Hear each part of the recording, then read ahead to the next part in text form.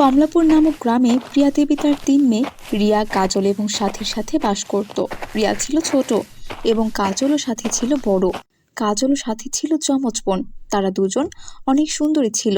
তারা সৌন্দর্য নিয়ে অনেক অহংকার করত। ওদিকে রিয়া তার অন্য ২ বোনের মতো অত সুন্দরী ছিল না। তার গায়ের রং ছিল খুবই কালো, কিন্তু সে ছিল পবিত্র মনের অধিকারী।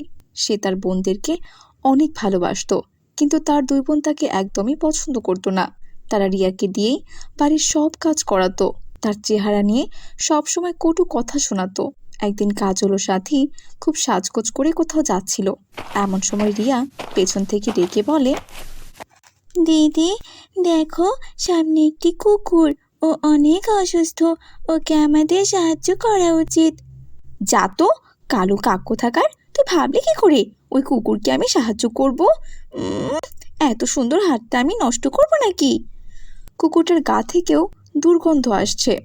ইস, কি বাজে গন্ধ! আর একটু দাঁড়িয়ে থাকলে আমি অজ্ঞান হয়ে যাব। চল তো এখান থেকে, চল। সে কুকুরটিকে কোলে করে পশু হাসপাতালে নিয়ে চিকিৎসা করালো।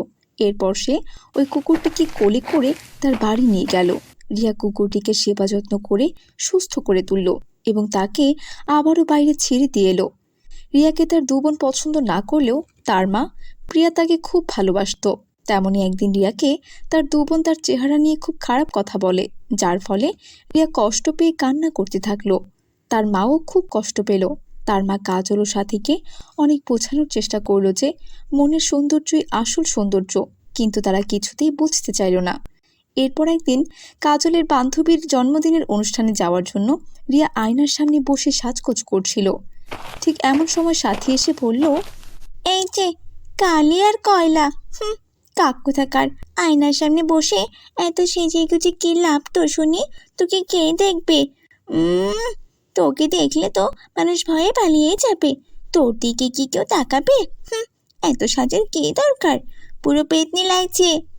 এসব কথা শুনে কোনো কথা না বলে রিয়া কাঁদতে কাঁদতে তার ঘরে চলে যায়।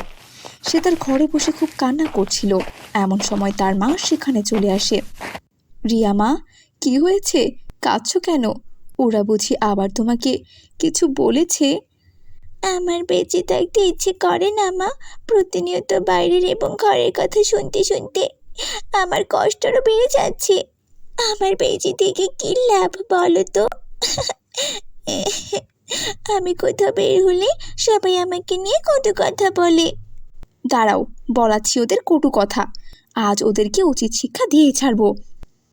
এই বলে খুব রেগে প্রিয়া দেবী কাজল এবং সাথীর ঘরে যায় আর বলে, কেন কেন তোমরা রিয়াকে সাথে নিয়ে যাবে না? হ্যাঁ, আর ওকে আজকের পর থেকে তোমরা কখনোই কোনো খারাপ কথা বলবে না। তোমরা যেমন আমার মেয়ে, রিয়াও তেমনি আমার মেয়ে। ওকে ছোট করার অধিকার তোমাদের কারও নেই। তোমাদের সাথে ওকে আজকে নিয়ে যাবে, আর এটা আমার আদেশ। আর যদি ওকে কিছু বলো তাহলে কিন্তু আমার থেকে খারাপ আর কেউ হবে না। প্রিয়া দেবী সেদিন খুব রেগে গিয়েছিল।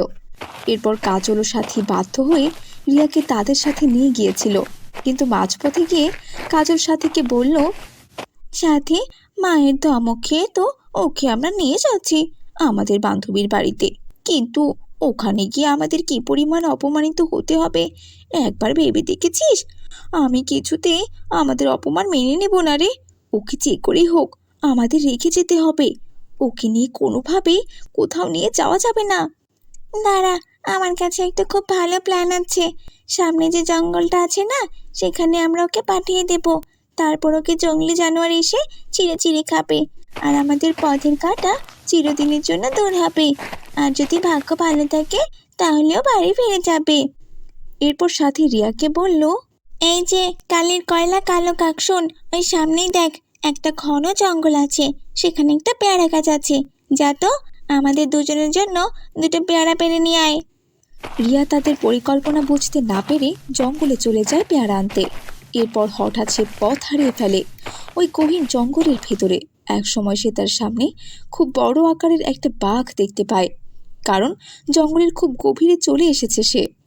তখন সে ভয় পেয়ে কান্নাকাটি শুরু করে দেয়, কিন্তু হঠাৎ সে লক্ষ্য করে যে আকাশ থেকে একটা পরী নেমে আসছে। পরীকে দেখে বাঘটি সেখান থেকে চলে যায়। এরপর রিয়া তাকে বলে, কে আপনি? আমাকে সাহায্য করলেন যে? আমি একজন পরী, আমি এই জঙ্গলের বিপদগ্রস্ত মানুষদের সাহায্য করি। আপনাকে অনেক অনেক ধন্যবাদ আমার জীবন বাঁচানোর জন্য। আসলে আমার দুই দিদির জন্য আমি পেয়ারা নিতে এসেছিলাম এই জঙ্গলে, কিন্তু এসে আমি বিপদে পড়েছিলাম। আর বলতে হবে না তোমাকে, আমি সবই জানি এবং জেনে এখানে এসেছি। আর আমি এও জানি যে তোমাকে প্রতিনিয়ত কথা শুনতে হয় তোমার চেহারা নিয়ে। এত খারাপ কথা শুনলে আমার আর বেঁচে থাকতে ইচ্ছে করে না পুরি। তুমি জানো আমার খুব কষ্ট হয়, আমার একটুও ভালো লাগে না বাজে কথা শুনতে। ভেঙে পড়ো না, আমি তোমাকে এর সমাধান দিচ্ছি। এই নাও দুটি লেহেঙ্গা, একটি সোনার এবং আরেকটি রূপার। এর মধ্য থেকে যে কোনো একটি তুমি বেছে নাও, দুটোরই কাজ এক। এই লেহেঙ্গা পরলে তুমি খুবই রূপবতী হয়ে যাবে। সত্যি? আমার দিদিদের মতো আমিও সুন্দরী হয়ে যাব পরি? তুমি সত্যি বলছো? তাদের থেকেও তুমি বেশি সুন্দরী হয়ে যাবে রিয়া। যেহেতু দুটোর কাজই এক, সেহেতু আমাকে রূপার লেহেঙ্গাটাই দিন। সোনা দিয়ে আমি কি করব? আমি জানতাম তুমি এটাই বেছে নেবে। আসলে আমি তোমার পরীক্ষা নিচ্ছিলাম। তুমি আসলেই খুব সৎ।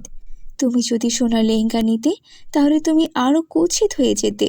নাও, এখন রূপার লেহেঙ্গাটা পরিধান করো।